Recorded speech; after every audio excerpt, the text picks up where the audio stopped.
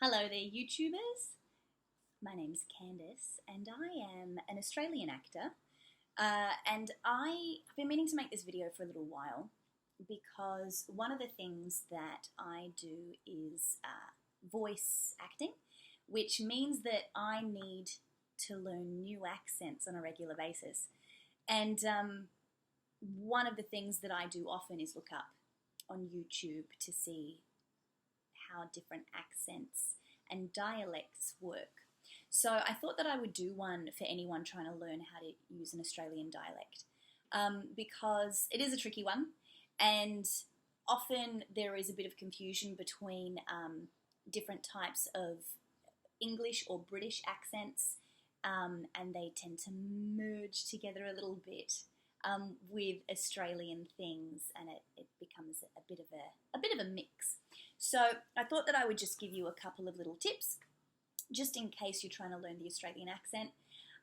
Now, my accent is a little bit mild, largely because I've done a lot of travelling and I currently live in the US. However, I'm also from Adelaide. So Adelaide is in South Australia, and it's a little bit different from Sydney. So if I say things a little bit differently to how you would expect, that's probably why. The differences in the dialects in Australia are not as strong as they are in the UK or in the US, but there are slight differences. So I might touch on that a little bit. So the first thing I'm going to talk about is, and this is, I'm focusing on things that you may not have heard before. There's a couple of different videos online about different Australians talking about different things, but I didn't see any that touched on this. So the first thing I'm going to talk about is, you may have heard, obviously, that Australians don't pronounce their R at the end of words. So what tends to happen is, like with a Boston accent, you basically replace the R with an AH. So car becomes car. Anything that ends in the R sound, just keep your mouth open and say ah instead. Just like that. So the interesting thing is that there is a bit of an exception to the rule when you have two vowel sounds together in a sentence, so the end of one word and the beginning of another word. If it's a vowel sound, we put a connecting R in the middle.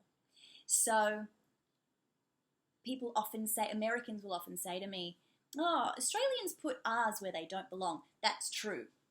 And it's just so that the flow of the speech is a little bit easier for us. So for example, if I were to say Fiona is going, I would say Fiona is going.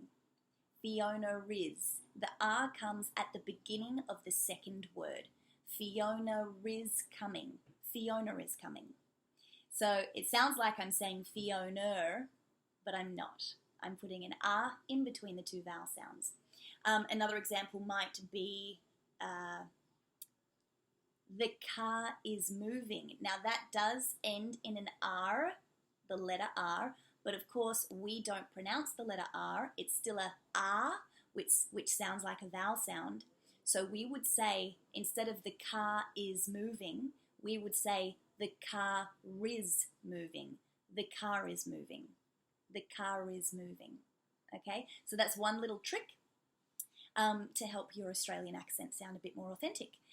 The other thing that I wanted to talk about was, and this is really tricky for a lot of Americans who are trying to do an Australian accent, they often turn it into a bad English or British accent, or dialect, I should say dialect, you know. So basically, a little trick that might help you with that, the difference between, for example, the word what, the shape of the mouth stays the same for a lot of British dialects and the Australian dialect. So it's a ah, it's not ah, it's ah, so down. But the mistake that a lot of people make is that they try to stop the sound in their throat, and it sounds like what. That's what makes it sound British. what Australians do is actually stop the sound by placing their tongue here and say, you don't pronounce the T, it's just what. So can you hear the difference between what and what? Very slight difference. What. Very slight difference, but it will help you to get a true, authentic Australian sound. This is also true for the D sound. The word good, the difference, I know there's so many different dialects with British, but I'm more thinking about just standard PR British. The D, like they might say, for example, good, right? So they'd say good. Ignore my British accent if it's wrong, because it's difficult to switch back and forth. But what we say, the word good, it's a oo, good, like a monkey, oo. But we don't always pronounce the D. We'd say good. Same again, good, instead of good, right? Yeah, that's good. That's really good. So I'm not pronouncing the D, I'm just placing my tongue right there, okay? There are exceptions to the rules, of course, and occasionally someone might pronounce a T or a D. It's not wrong. Often, for example, the T will be pronounced a little bit heavier if someone's annoyed. Don't, or don't. If you're 5, don't. So that takes me on to the O sound. Now there are differences between the states. They're so mild, but I'm going to touch on them because I'm from Adelaide, I'm not from Sydney, so it's important that you can just start to train your ear to hear different things. So the difference between an Adelaide no and a Sydney no is Sydney's a little bit wider. They go out, then in. No, right? Oh. So start on an oh, right? It's ridiculous, I know. But in Adelaide, we tend to go in then out. No, right? That's exaggerated. So the Adelaide sound sounds a bit like doink, the OI that you might have in doink. No, doink, no, right? But with Sydney, you go out, then in, and you say no. And if you're new to accents, check out Amy Walker's videos on YouTube because she's very, very good. And I liked the way she spoke about the no sound.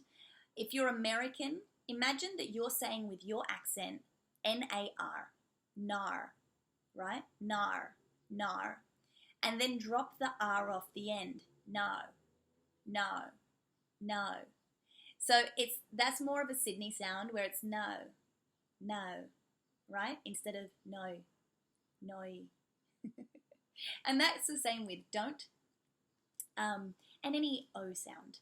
So what made me think of don't was the don't, because that's how little kids tell you that they're annoyed. Don't! So I think that's all from me today. There's a couple of little things just to get you moving along. And yeah, do look for some other things. Check out some other videos. And by all powers combined, you will have an Australian accent. Bye.